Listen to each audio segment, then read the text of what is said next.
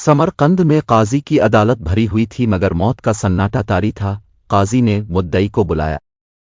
बूढ़ा राहिब लाठी पकड़े आगे बढ़ा और बोला, काजी मोहतरम, हमारे साथ इंसाफ किया जाए। मुस्लिम सिपासालार ने अपने असलाफ की रवायात की मुखालफत करके हमारे शहर पर कब्जा किया। पहले मुसलमान किसी शहर पर हमला करते वक्त शहर वालों को इस्लाम की दावत देते थे, उसे जिज़िया देने का कहते थे। दोनों शराइत से इनकार के बाद इस शहर वालों से जंग की जाती थी, लेकिन समरकंद के शहर को ऐसी कोई पेशकश किए बगैर ही फतह किया गया है। हमारे साथ इंसाफ किया जाए। काजी ने मुस्लिम सिपासालार को बूढ़े राहिब ईसाई के साथ खड़ा करके इसका दावा पेश किया। मुस्लिम सिपासालार कोई जवाब ना दे सका।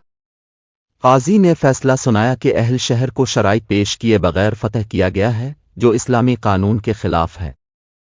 लिहाजा मुस्लिम फौज फौरन शहर खाली कर दे और जितने दिन शहर में क़याम किया है इसका हर्जाना भी अदा करे। फैसला सुनकर बूढ़े ईसाई समेत सारा समरकंद सन्नाटे में आ गया। उन्हें यकीन ही ना आया कि एक काजी अपने ही अमीर और सिपासालार को शहर खाली करने का कह रहा है। काजी के हुक्म की तामील में शहर खाली कर दिया गया। अगला दिन इससे भी अजीब हुआ, सारा समरकंद मुसलमान हो गया। बूढ़ा राहिब और सारा शहर इसी मुस्लिम सिपासालार की क़ियादत में नमाज फजर अदा कर रहे थे। तारीख में इस मुस्लिम सिपासालार और हाकिम खरासान का नाम क़तबा बिन मुस्लिम बाहिली था, जिसने अपने ही एक काजी के फैसला पर शहर का कब्जा छोड़कर दिलों पर कब्जा किया था।